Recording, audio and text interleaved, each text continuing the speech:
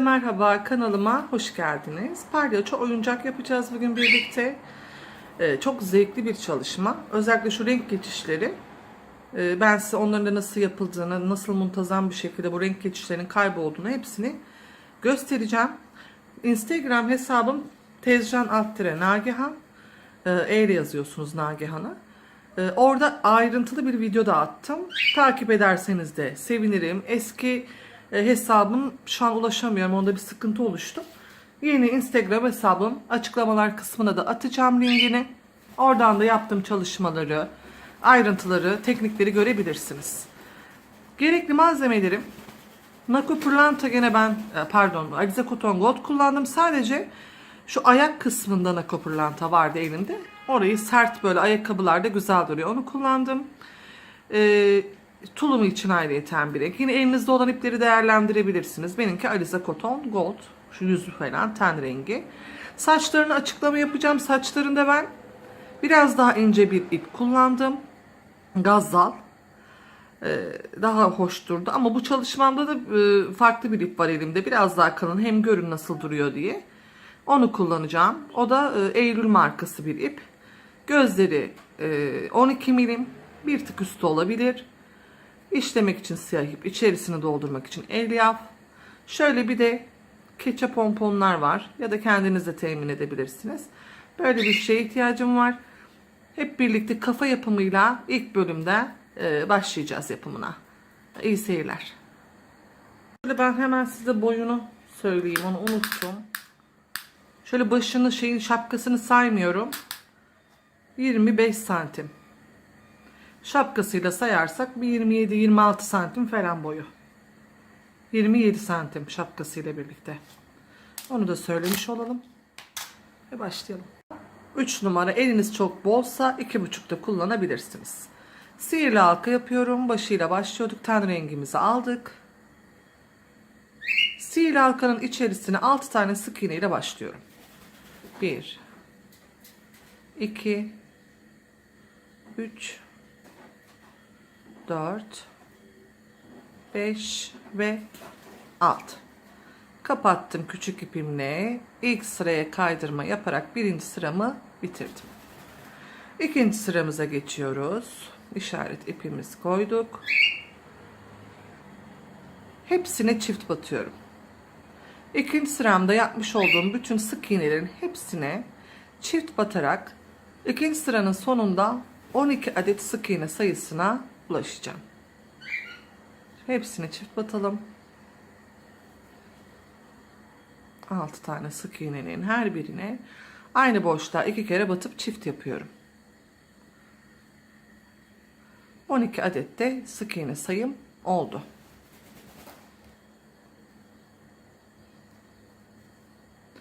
Aldık hemen işaret ipimizi. Bir sık iğne, bir çift. Üçüncü sıram. Yine bir sık iğne, bir çift. Sıra sonuna kadar bu seriyle gidiyorum. İşaret ipimin olduğu yere kadar. Bir sık iğne, bir çift. Bir sık iğne, bir çift. 18 adet sıra bitiminde sık iğne sayınız olacak. Dördüncü sıramıza geçiyoruz. Dördüncü sıramızda da 2 sık iğne, bir çift. 1 2 sık iğne ile başladım. Üçüncüye çift batıyorum. Sıra sonuna kadar 6 kere bu işlemi tekrarlıyorum. 2 sık iğne, bir çift. 2 sık iğne, bir çift. İşaret ipimin olduğu yere kadar bu seriyle devam ediyorum. 24 adette 4. sıramın sonunda sık iğne sayım olacak. 4. sıramızı da bitirdik. 5. sıramıza geçiyoruz. İşaret ipimizi araya koyduk.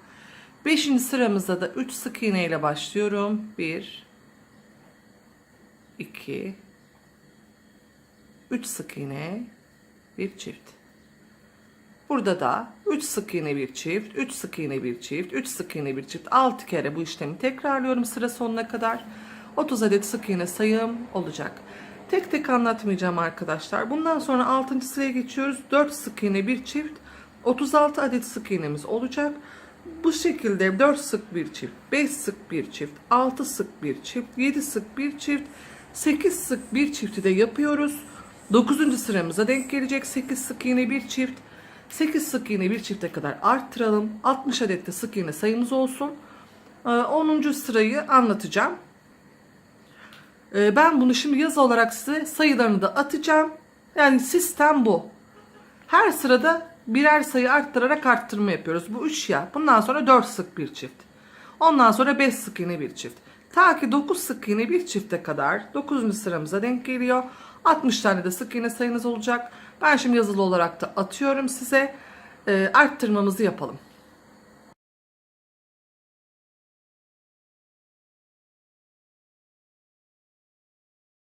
10 sıra düz örüyorsunuz arttırmadan sonra. Şimdi gözleri nereye takacağız? Ona geçelim. Bakın şu ilk yapmış olduğum 6 tane sık iğnem var. Burayı bir sayıyorum. 2, 3, 4, 5, 6, 7, 8, 9, 10, 11, 12, 13, 14, 15, 16. 16 ile 17. arasına gözlerimi takacağım. Gözlerimi 16. ve 17. sık iğne arasına takıyorum. Arada 5 sık iğne olacak şekilde. Bakın 1, 2, 3, 4, 5. sık iğnemi de sayıyorum ve diğer gözü takıyorum. Şimdi göstereceğim. Arkadan vidalayacağız. Böyle yaptığımda arada 5 tane sık iğne kalacak. Gözleri o şekilde ayarlayacağız. Daha sonra içerisini yavaş yavaş eksiltirken doldurmayı unutmayın. Şimdi ben kafayı size ana kısmını anlatıyorum. Bu şekilde olacak. Eksiltmelerin de bir kısmını anlatıp kalanını yazılı olarak atacağım ki hani videomuz çok uzun olmasın. Siz de çok yorulmayın. Eksiltmelere geçeceğiz. İçerisini de her seferinde doldurmayı unutmayalım.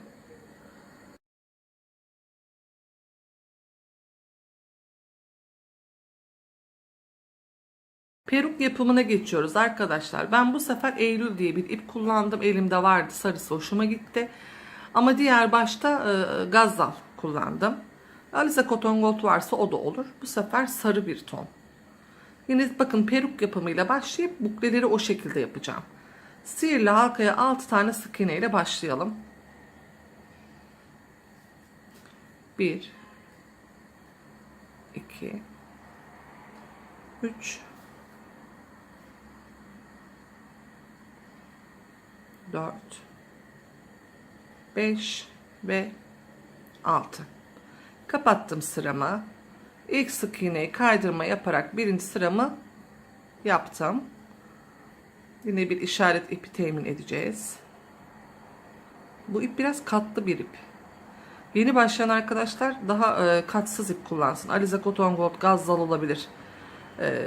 Onu kullanırlarsa daha rahat ederler ama ellerinde varsa bu ipi de değerlendirebilirler. Şimdi hemen alalım işaret ipimizi. Şimdi peruğun yapımında bir püf noktamız var. Biz normalde bu sık iğneleri direkt şu şekilde batıyoruz bakın. Bunda şu ön kanadı var bakın sık iğnenin. Bir de arka kanadı var. Bu arka kanatları alacağız. Bakın arka kanadından sık iğnemi yapıyorum. Çift batıyorum. Bakın ikinciye geldim. Bu bir ön kanadı var. Bir arka kanadı var. Bütün sırada arka kanatları kullanacağım. Hepsine çift batacağım. İkinci sıramda 12 sayısını elde edeceğiz. Ama dediğim gibi her sırada bunu yapacağız perukta. Şu arka kanatları, bukleleri önde kalan kısımlara işleyeceğiz. Şöyle bir çizgi oluşması gerekiyor arkadaşlar. Bakın hep arka kanadı aldım yine çift. Aynı yere 2 kere. 12 tane sık iğnemiz olacak.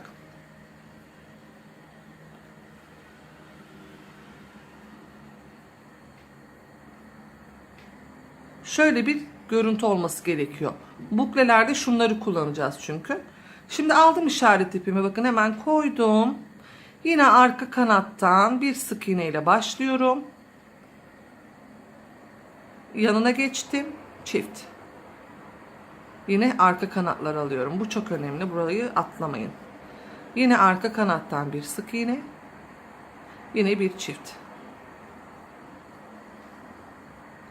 Yine arka kanattan bir sık iğne. Yanındakinin arka kanadından çift. Sıra sonuna kadar bir sık iğne, bir çift, bir sık iğne, bir çift, 18 adet sık iğne sayımız olacak. Bu çizgi muhakkak oluşmalı. Arka loblardan almayı unutmayalım. 4. sıramızdayız. Hemen işaret ipimizi yine çıkarttık. Yine arka kanatlardan 2 sık iğne ile başlıyorum. 1 2 sık iğne, bir çift, 2 sık iğne, bir çift. 6 kere yine tekrarlayalım. 2 sık iğne, bir çift, 2 sık iğne, bir çift, sıra sonuna kadar 24 adet sık iğne sayımız olacak. Kapatma yapmıyorum sonda, gördüğünüz gibi direkt işaret ipiyle geçiş yapıyorum. 5 sık bir çifte kadar arttırmamızı yapıp peruğumuzu bitirelim arkadaşlar. Burası 2 sık bir çiftti 4. sıram. 5'te 3 sık iğne, bir çift. 6. sıramda 4 sık iğne, bir çift. 7. sıramda da 5 sık iğne, bir çifte kadar arttırmamızı yapıp buklelerimize geçeceğiz. Bu şekilde de bir görüntü olacak. 5 sık bir çifte kadar arttırmamızı yaptık arkadaşlar. Bundan sonra bakın peruğumuz bitti. İpimizi çıkartalım. Hemen yandaki sık iğneye şöyle bir kaydırma yapıp şurayı birleştirin. 20 tane zincir çekin. 1, 2, 3, 5, 7, 8, 13, 14, 15, 16, 17, 18, 19, 20 tane zincir çektim. Zincirlerimi şöyle düzeltiyorum. Şöyle düz olduğundan emin olun. Ve dönüp her birine sık iğne yapıyorum. Bakın arttırma falan yok. Bu 20 tane sık iğnenin hepsine dönüyorum ve sık iğne yapıyorum.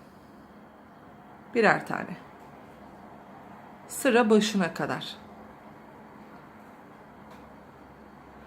En uğraştıran kısmı peruk kısmı. Yani şu bukleleri yapmak için biraz zamanınızı yiyebilir ama sonuç çok güzel ve uzun ömürlü oluyor. Yani yıkadığınızda ya da çocuk uzun süre elinde tuttuğunda bu saçlara hiçbir zarar gelmiyor. Hani biraz sıkılabilirsiniz yaparken ama gerçekten bu saç dayanıklı bir saç. Bukle yapacağız şimdi. 20 tane sık iğnenin her birine bakın sık iğne yapıyorum.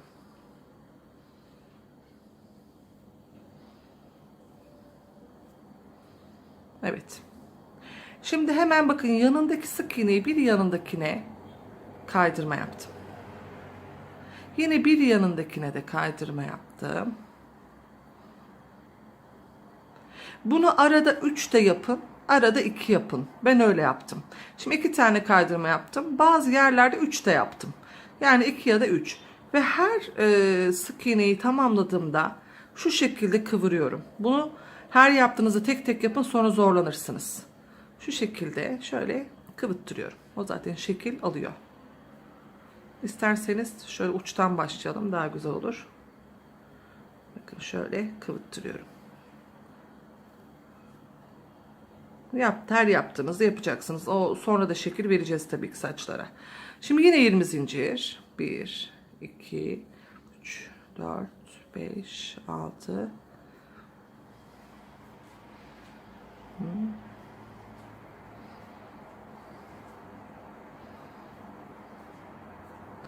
19, 20. Yine aynı işlem. Yine her birine başa kadar sık iğne ile dolduralım. Dolduralım, sonra ben püf noktalarını anlatıp bitireceğim peruğu.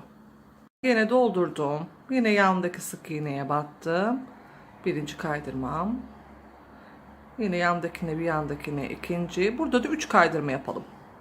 Hani ara ara 3 ya da 2 kaydırma yaptım, dediğim gibi ayarladım yerlerini. Yine bunun şeklini veriyoruz.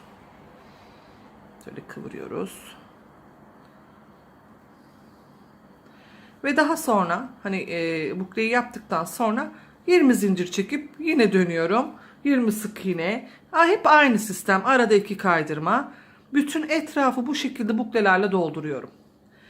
Doldurduktan sonra şu sona geldik diyelim, burası son. Şimdi ben tek tek anlatırsam uzun sürecek. Diyelim burası son, bitti. Bütün etrafı döndüm ilk sıranın. Şu ikinci sırayı atlıyorum. Bakın bukleleri şunlara yapacağım. Ama sadece bu sırayı atladım ben. Çok şey olmasın diye. Ön çok böyle yoğun olmasın diye. Şu sırayı atlayıp bir üste geçtim. Hemen üste geçiyorsunuz. Şöyle bir kaydırma yapıyorsunuz oraya. Yine 20 zincir çekiyorsunuz. Yine sık iğne ile dönüp aynı işlemi yapıyorsunuz. Yine buralarda 1, 2, aralarda 3 kaydırmayla yine 20 zincir. Daha sonra bakın burası değil ama buraya da devam ediyoruz. Şu 3. sırayı olduğu gibi dönüyorum. Daha sonra hemen buraya geçiş yapıyorum. Gene burayı her sırada 20 tane zincir sık iğne ile dönüp 2-3 kaydırma. Daha sonra burayı dönerek buraya kadar geliyorum. Yani bu gördüğünüz bütün şu kısımlara lüleleri yapıyorum. Hepsinde de 20 zincir çekiyorum. Dönüp sık iğne yapıyorum üstüne. 2-3 kaydırma. Yine 20 zincir. Yine dönüyorum sık iğne. Yine 2-3 kaydırma. Her sırada da buklelerinizi ayarlayın. Sadece ben şu sırayı atladım. Şu ikinci sırayı atladım. Ama ipiniz çok inceyse bu sırayı da yapabilirsiniz. Bu biraz kalın bir ip. Daha sonra burayı yaptıktan sonra bu sırayı her sırayı dönerek ta ki buraya kadar saçları yapıyorsunuz. Saçı nasıl kafaya monte edeceğiz peruğu, şimdi ona geçelim. Bakın peruğu bitirdim. Dediğim gibi. Hani size dedim ya, ilk sırayı yaptıktan sonra arada bir boşluk bıraktık. Bakın sadece burayı bıraktım. Dönerek aralarda 3 kaydırma ya da 2 kaydırma, böyle ara ara 3, 2 kaydırma yaparak peruğumuzu bitirdik. Şimdi dikeceğimiz kısım bakın tam şu ilk yaptığım son sıradaki şu diplerinden dikeceğiz. İğnemize geçirelim sarı ipimizi.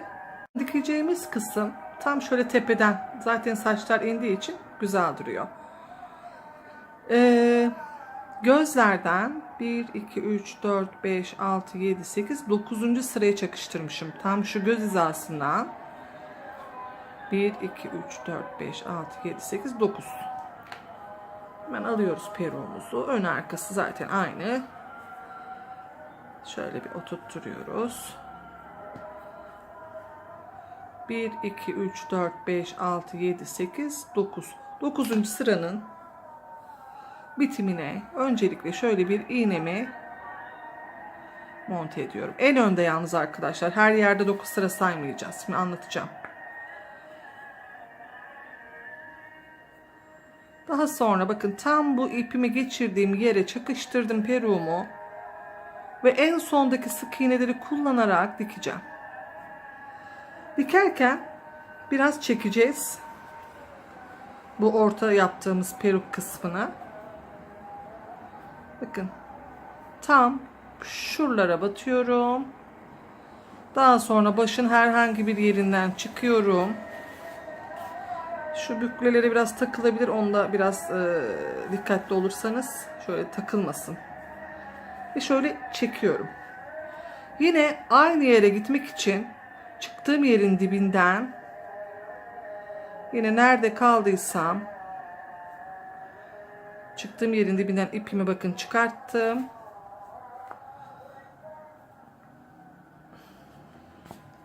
Yine dikmeye devam ediyorum.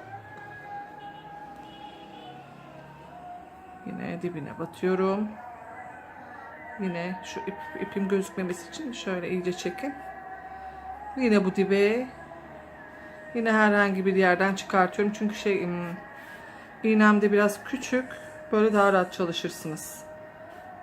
O yüzden ileriden çıkartıyorum. Ve aynı yerin dibinden peruğa gidiyorum yine. Bakın çıktığım yerin dibinden peruğu dikeceğim yere. Şimdi burada dikkat etmeniz gereken şu yuvarlak kısmımız var ya, bakın şu burası. Burayı dikerken böyle biraz çekin. Yani böyle tepede kalmasın bu diktiğiniz yer. Çekebildiğiniz kadar çekin. Şöyle göstereyim. Yani tepede dedim, yine bakın tepede ama biraz onu genişlettim. Elimle çeke çeke böyle diktim. Bakın diktiğim yerleri şöyle göstereyim. Tepede kalmış yine ama hani en uç şeyde değil. Biraz şöyle çektirin. Ben bir kısım şu yana kadar geleyim, göstereyim ne anlatmak istediğimi size. Şimdi şuraları şöyle arkaya alarak böyle hafif elimle şöyle çekiyorum. Ve o şekilde dikiyorum. Arka bu tarafı da bu neredeyse burası da oraya denk gelecek şekilde. Yani bir taraf böyle durmasın. Burayı da aynı şekilde orantılayarak dikiyoruz. İsterseniz iğneleyin arkadaşlar. Daha kolay olur. Anlatabildim umarım. Yani bu yuvarlak yaptığım en son yere batıyorum ya. Oraya batarken burayı da biraz şu çektire çektire. Şimdi masada çok zorlanıyorum ben. Şu kısımlara batarak dikiyoruz. Elinizle şöyle hafif çekin. Daha sonra saçlara şekil vereceğiz. Buralara batarak en son sıradan dikelim. Şu kısmı da yine orantılayalım. Burası neredeyse şu kısım da orada olsun. Yani bu sağla sol kısmını orantılayın. Bakın bu biraz daha kalın bir ip. Bu daha ince. Bunu neyle örmüştüm ben? Bunu ördüğüm ipin markasına bir bakayım. Şu Aliza Cotton Gold'un küçüğü. Bununla örmüşüm. Daha ince. Bu Eylül ipi. Biraz daha şöyle kalın oldu. Ama çok da büyük bir fark yok. Dikelim. Daha sonra yüzünün süsleme aşamasına geçelim. Saçlarını diktim arkadaşlar. Bakın bu şekilde. Sonra onları biz şekil vereceğiz. Şapkayı diktiğimizde. Burnunu yapıyoruz. Kırmızı ip kullanıyorum. Sihirli halkaya 6 tane sık iğne ile başlıyorum. 1 2 3 4 5 6. Küçük ipimi çektim.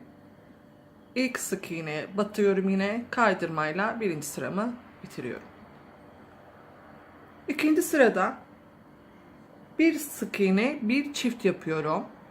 Bir sık iğne ile başlıyorum. Yanına bir çift.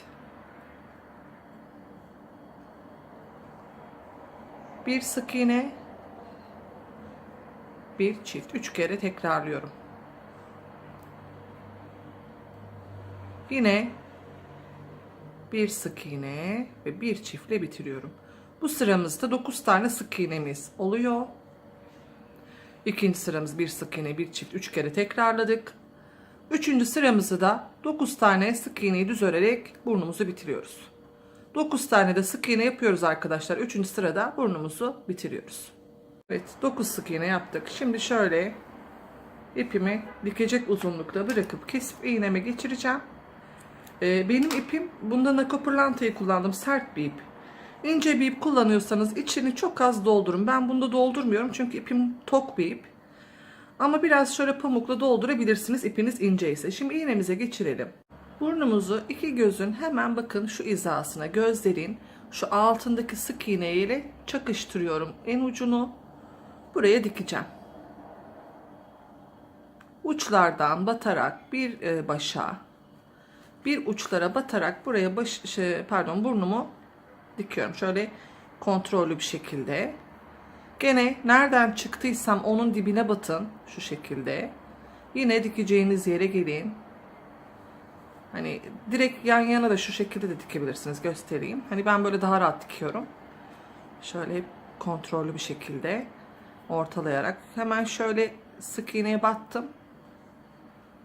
Şöyle hemen bir sonraki sık iğneden çıkıyorum ama böyle zorlanabilir yeni başlayan arkadaşlar. Benim gösterdiğim yöntemle daha rahat da dikersiniz. Daha sonra ne yapıyorum? Bir geriye gidiyorum sık iğnelerin hepsine batmak için.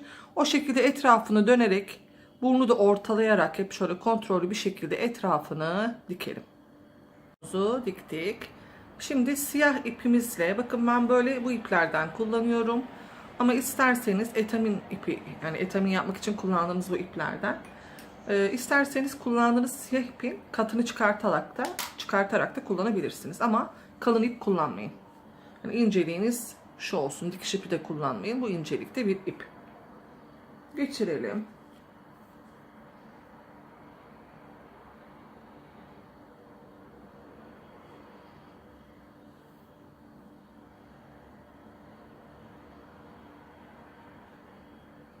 Gözlerin alt kısmına, hemen şu alt kısmına, tam ortasına gözün oradan çıkartıyorum. Bakın şimdi ortasından çıkartın. Şöyle.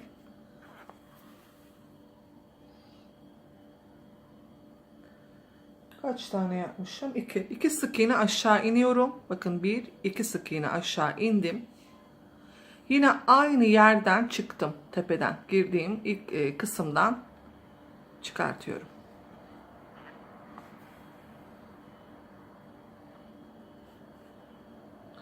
Ve şöyle oraya bir çizgi daha aşağı inip diğer gözün ortasına geliyorum.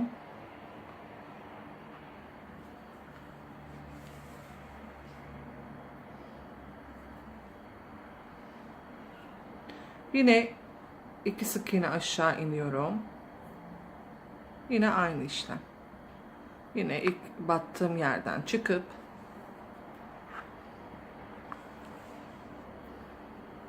yine aşağı indim. Şimdi şöyle burnun altından herhangi bir yerden bir baştan çıkartın.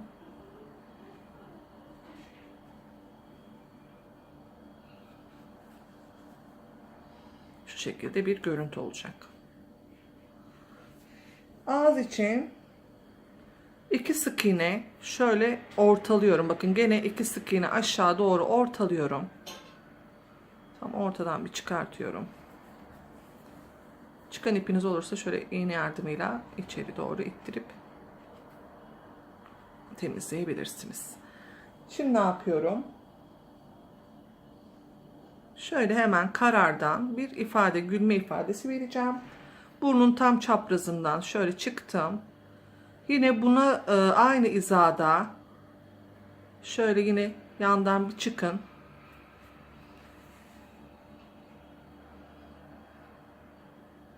Şöyle elinizle kontrollü bir şekilde, eğer iki tarafta eşitse biraz daha şöyle çıkmam gerekiyor sanırım. Bakın şu çizgiyle eşitlemişim. Yine bu çizgiyle eşitliyorum. Ve yine ilk ortaya battığım yere batıyorum.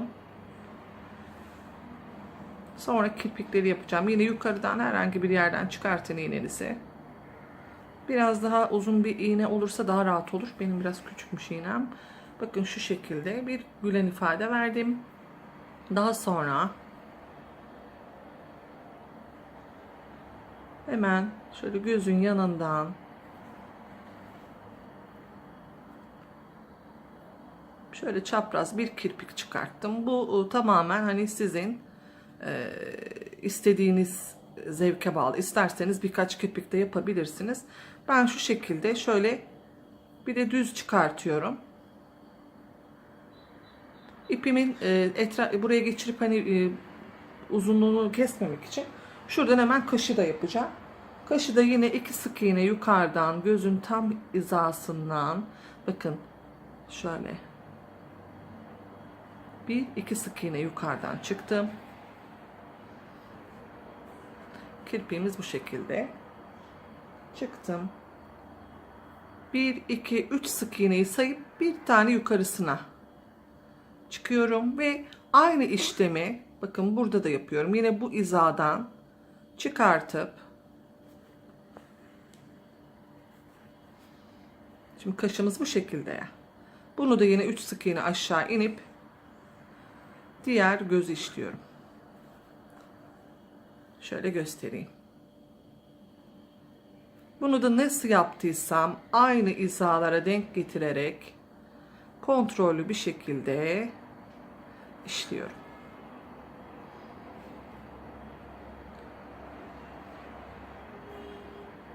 Ve ipimi artık buradan düğümleyip gizleyeceğim. Şöyle göstereyim. Yüz işlememiz bitti.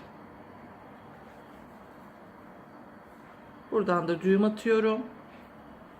Düğüm attığım yerin dibinden yine ileriden çıkın ki ipiniz daha sağlam olsun. Artık dibinden kesebiliriz. Yanaklarını da pembe bir allık sürüyorum. Eğer çok küçük bir bebeği kullanıyorsanız yapmayabilirsiniz. Ekstra şey de yapabilirsiniz. Sihirli halkaya 6 sık iğne yapıp bir sıra daha örüp pembe bir yanakta işleyebilirsiniz ama benim kullandığım bu allık doğal bir allık. O yüzden ben hemen şunu şöyle çok da zararı olmaz diye düşünüyorum. Şöyle güzel bir pembe.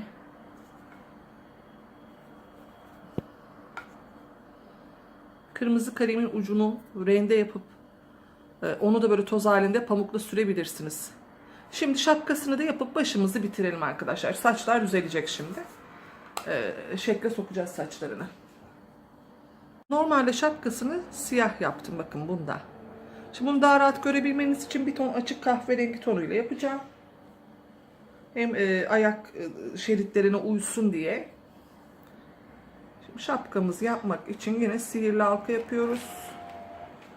Şu tarifime bakayım yine ben de karıştırmayalım. Şapkası için yine sihirli halka yapıyoruz. Kahverengi kullandım. Şöyle bir işaret ipi de temin edelim.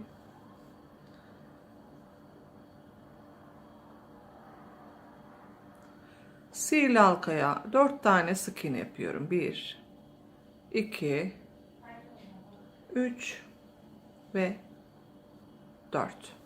Kapattım sıramı. İlk sık iğneye batarak kaydırma yaptım ve birinci sıramı oluşturdum. Sıramıza geçiyoruz şapkada.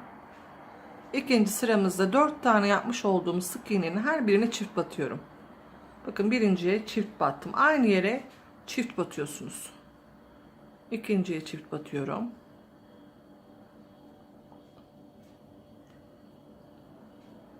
Üçüncüye çift batıyorum. Ve son dördüncüye de çift batıyorum. 8 tane sık iğnemiz oldu. İşaret ipimizi yine çıkarttık. Şimdi bir sık iğne, bir çift.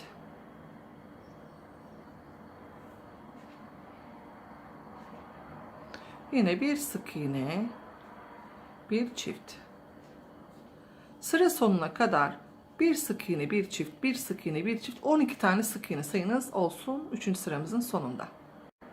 4. sıramızdayız. İşaret ipimizi çıkarttık. 12 tane sık iğne yapıyoruz. 1 2 3 4 5 6 7, hiçbir eksiltme arttırma yok. 12 tane sık iğneyi 4. sıramızda örüyoruz.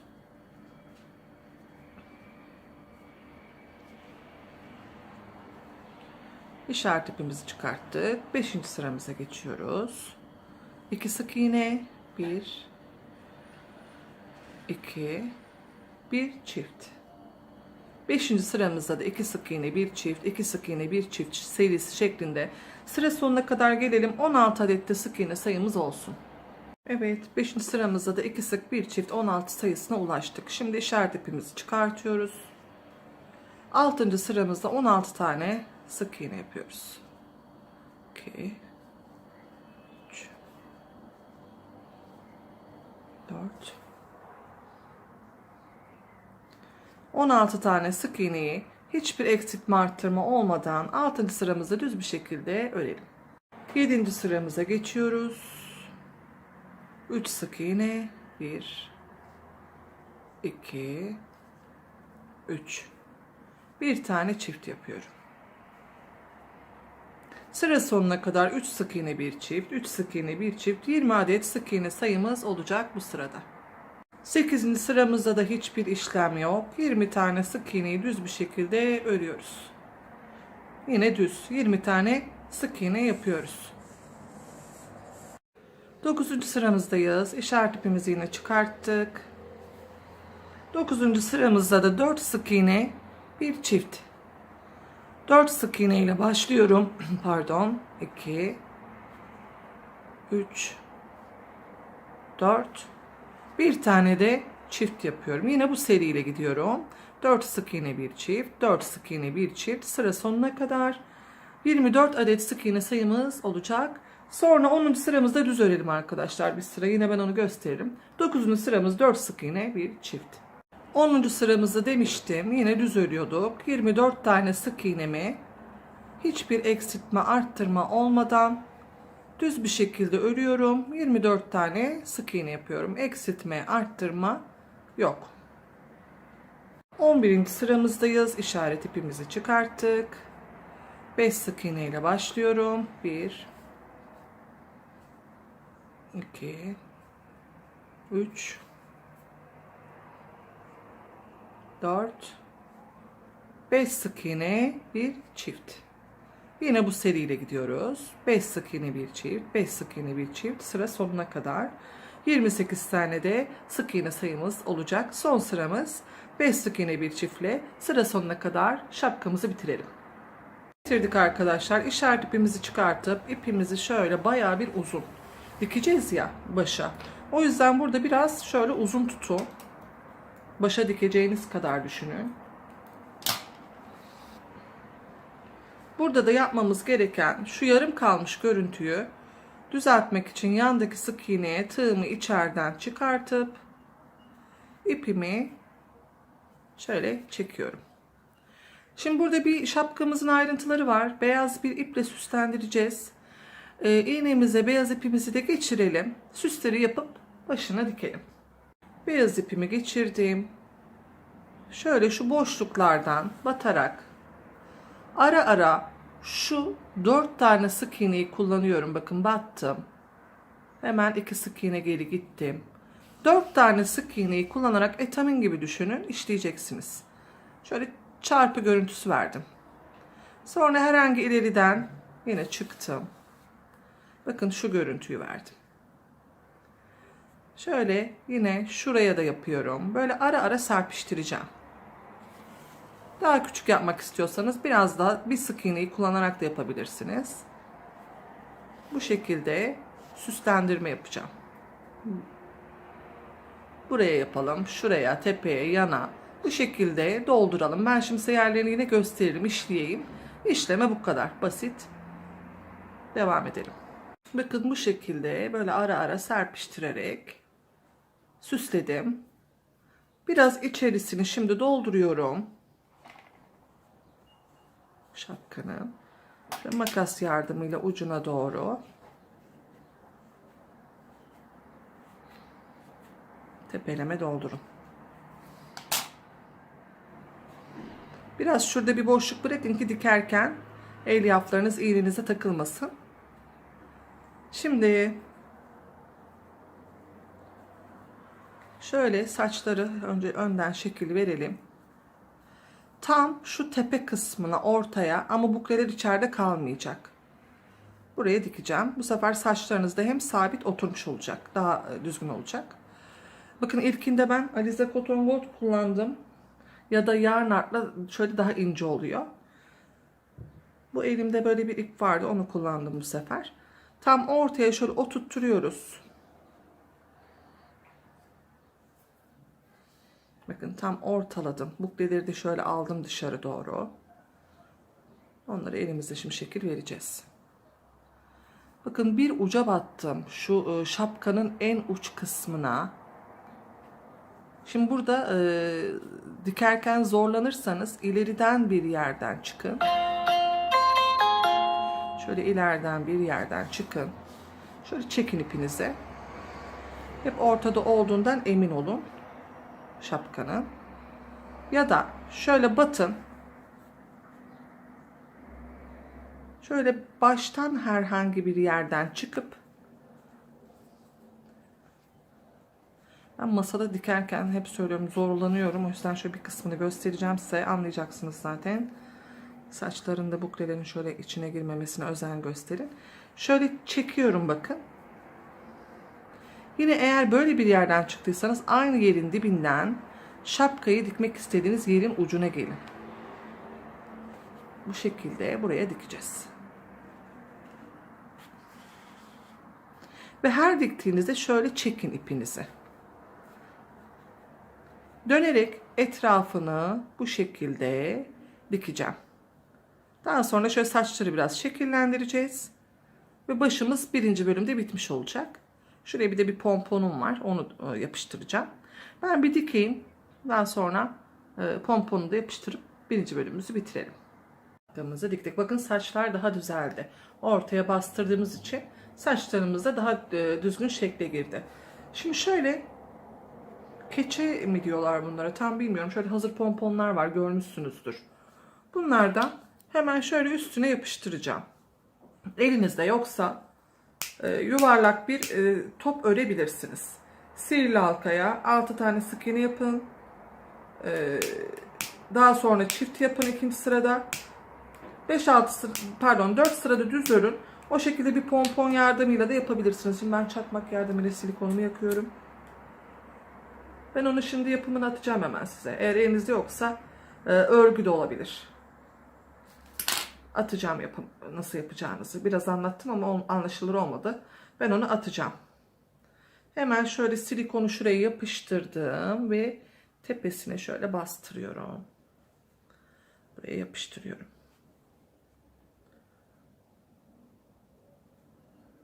İyice. Evet, saçlarımızı da şöyle elimizle ara ara büktürerek bir şekil verelim. Şöyle hafif çektirin.